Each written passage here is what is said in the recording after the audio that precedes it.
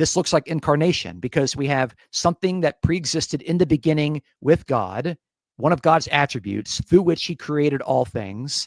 And now we have it being embodied or incarnate into actual human beings. So Proverbs 31 is technically the earliest form of Jewish incarnation. And it doesn't mean that these female figures who embody the wise teachings of wisdom from Proverbs chapter 1 through 9 consciously preexisted their birth. That's not what it means. It means that they embody the wise teachings and the wise oracles of wisdom that were formerly said in the book. And actually, a lot of scholars say that Proverbs, which is kind of organized and put together over a long period of time, whoever wrote this little part here in chapter 31 also was the author of chapters 1 through 9. They kind of like bookend the entire book, and that makes a lot of sense.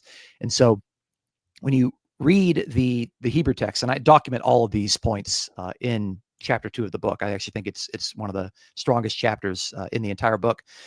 I show in Proverbs 31 that there are 11 places to where things that are said about this ideal wife, this excellent wife, they're formally said about God's wisdom, and that's deliberate. It's important.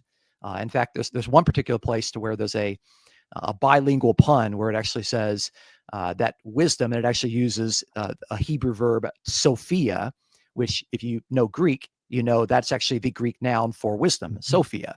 That's not an accident. I think the author knew exactly what he was doing there.